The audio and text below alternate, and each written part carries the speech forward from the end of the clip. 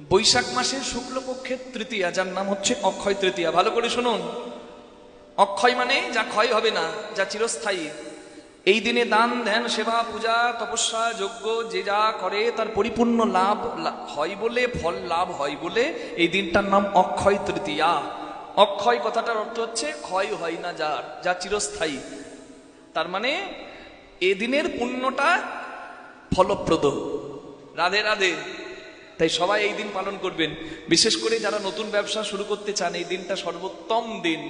দোকানের দেখবেন হালখাতা হয় অক্ষয় তৃতীয়াতে, অনেকে নববর্ষতে হয়, অনেকে অক্ষয় তৃতীয়াতে হয়, আরো অনেক দিন থাকতে পারে, কিন্তু অক্ষয় তৃতীয়াটা খুব শুভ। শুধু তাই নয়, গৃহ যজ্ঞ প্রতিষ্ঠা করছেন, বাড়ি নির্মাণের ক্ষেত্রেও খুব উল্লেখযোগ্য। আপনারা এই দিনটা অবশ্যই পালন করবেন। যেমন ভাবে আপনারা ভগবানের সেবা পূজা করেন, এই দিনটাতে বেশি বেশি করে কীর্তন নাম জপ দান ধ্যান করবেন। স্নানের মাহাত্ম্য আছে, গঙ্গা স্নান করবেন, না হলে নদীতে, যে কোনো নদীতে স্নান করবেন। আর দান করতে হয়, অক্ষয় তৃতীয়ার দিনে দান করতে হয়। সেবা পূজা দান, এই যে জলদান, অন্নদান, বস্ত্রদান, মণিকাঞ্চনাদি রত্নদান, যার যতটুকু সামর্থ্য সে ততটুকু দান করবেন অক্ষয় তৃতীয়ার দিনের। মাহাত্ম্যটা আমি কেন বলতে শুরু করলাম জানেন? একটা দিনের কতগুলো মাহাত্ম্য, শুধু গুনুন আমি বলে যাচ্ছি। আচ্ছা, এই অক্ষয় তৃতীয়ার দিন কি হয়েছিল? পুরাণ থেকে বলছি একবারে প্রথম থেকে। এই অক্ষয় তৃতীয়ার দিনে হয়েছিল যুগের সূত্রপাত, সত্য যুগের সূত্রপাত হয়েছিল অক্ষয় তৃতীয়ার দিনে। আচ্ছা, তারপরে কি? এই অক্ষয় তৃতীয়ার দিনে ভগবান পরশুরামের আবির্ভাব হয়েছিল। কার? জোরে বলুন। পরশুরাম। পরশুরাম কার অবতার? বিষ্ণুর ষষ্ঠ অবতার, মানে 6 নম্বর অবতার। রাধে রাধে। পরশুরাম মৎস্য অবতার, কুর্ম অবতার, বরাহ অবতার, নৃসিংহ অবতার, বামন অবতার, তারপরে পরশুরাম অবতার। হরি বল। তাহলে পরশুরাম অবতারে এসেছিলেন পিতৃভক্তি, ধর্মপরায়ণ এবং ধর্ম রক্ষার জন্য, যার নাম আমরা স্মরণ করি পরশুরাম। সেই পরশুরামের জন্ম হয়েছিল এই দিন। রাধে রাধে। পরশুরামের আবির্ভাব তিথি। আচ্ছা, এই দিনে আর কি হয়েছিল? এই দিনেই মহাভারত লেখা শুরু হয়েছিল। অক্ষয় তৃতীয়ার দিনে মহাভারত লেখা শুরু হয়েছিল। হরিবল। ব্যাসদেব গণেশ এবং সরস্বতীর কৃপায়, সর্বোপরি ভগবানের ইচ্ছায় মহাভারত রচনা করতে পেরেছিলেন। রাধে রাধে। আর কি? এই দিনে অক্ষয় পাত্র পেয়েছিল দ্রৌপদী সূর্যদেবকে তুষ্ট করে, সূর্যদেবের কাছ থেকে। অক্ষয় পাত্র জানেন? যে পাত্রে খাবার কোনোদিন ফোড়াবে না। রাধে রাধে।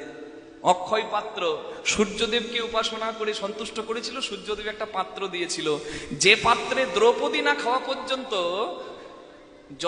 যত ভক্ত এসে প্রসাদ পাক, সবাই প্রসাদ পাবে। ওই এক পাত্রের অন্নেই সবার পেট ভরে যাবে। দুর্যোধন চালাকি করে দুর্বাসা মুনিকে পাঠিয়ে দিয়েছিল পাণ্ডবদের সর্বনাশ করতে। হরি বল। কিন্তু বাসুদেব শ্রীকৃষ্ণের ইচ্ছায় এবং অক্ষয় পাত্রের দোহাই পঞ্চপাণ্ডবদের অভিশাপ গ্রহণ নয়, আশীর্বাদ গ্রহণ হয়েছিল। নিতাই গৌর হরি হরি হরি। রাধে। শুধু কি তাই? এই দিনে মা গঙ্গা এসেছে ধরাধামে। ভগীরথ তপস্যা করে অক্ষয় তৃতীয়ার দিনে গঙ্গাকে এনেছে ধরাধামে। নিতাই গৌর হরি হরি হরি বল। এই দিনে লক্ষ্মী কুবরের পূজা করলে অনেক ফল লাভ হয়। যেজন সোনা কিনতে পারবেন সর্বোত্তম হয়। রাধে রাধে। সোনা না কেনা সম্ভব হলে আপনারা রূপও কিনতে পারেন। যার সামর্থ্য আছে সে কিনবেন, আমি শুধু বলে দিলাম। রাধে রাধে। কি মনে থাকবেন? আর একটা কথা আপনাদের সবার স্মরণ হয়ে যাবে। কে শুনেছেন সুদামা মহারাজের নাম? কৃষ্ণ সুদামা বলে, কে শোনেনি? সবাই শুনেছি। যতদিন চন্দ্র সূর্য গ্রহ তারা থাকবে, কৃষ্ণ সুদামার নাম বন্ধুত্বের ইতিহাসে থাকবে। যেদিন কৃষ্ণকে সুদামা ভিক্ষা করা 4 মুঠো চিড়ে বা 4 মুঠো চাল ভাজা, দ্বারকায় বলে চাল ভাজা, আমরা বলি, ওখানে বলে পোয়া চাল ভাজা, আমরা বলি চিড়ে ভাজা। আমরা চিড়ের কথা বলি। এই 4 মুঠো চিড়ে নিয়ে কৃষ্ণের সঙ্গে দেখা করতে যায়। কৃষ্ণ 4 ভাগের 1 ভাগ গ্রহণ করে নিজের 4 ভাগ ঐশ্বর্যের 1 ভাগ সুদামাকে দান করে দেয়। যেদিন সুদামা কৃষ্ণের সেবা দিয়েছিল সেই দিনটা অক্ষয় তৃতীয়ার দিন ছিল। নিতাই গৌর হরি হরি বল। একটা দিনের আর কত মাহাত্ম্য হতে পারে? তাহলে এত মাহাত্ম্য যেদিন, সেদিন কি সাধারণ দিন? বুঝতে পারছেন? তাই ওই দিনে সবাই বেশি বেশি করে সেবা পূজা করবেন, ঠাকুরের নাম কীর্তন করবেন, নাম জপ করবেন, শাস্ত্রোদ্যয়ন করবেন, দান ধ্যান করবেন, গঙ্গা স্নান করবেন। কি মনে থাকবে? আর এই কলিকালে কি হয়, এগুলো তো বলে দিলাম কি কি হয়েছে দাপর পর্যন্ত। কলিকালে কি হয়, এই অক্ষয় তৃতীয়ার দিনে চারধাম যাত্রা শুরু হয়, মানে বদ্রীনাথের যাত্রা শুরু হয়। বদ্রীনাথ, কেদারনাথ এই অক্ষয় তৃতীয়ার পর থেকে শুরু হয়। অক্ষয় তৃতীয়ার দিনে বদ্রীনাথে, তারপরে কেদারনাথে, তারপরে গঙ্গোত্রী, যমুনেত্রী, এই চার ধামের যাত্রা শুরু হয়। হরি হরি হরি বল। অক্ষয় তৃতীয়ার দিনে কৃষি উৎসব পালন করা হয়।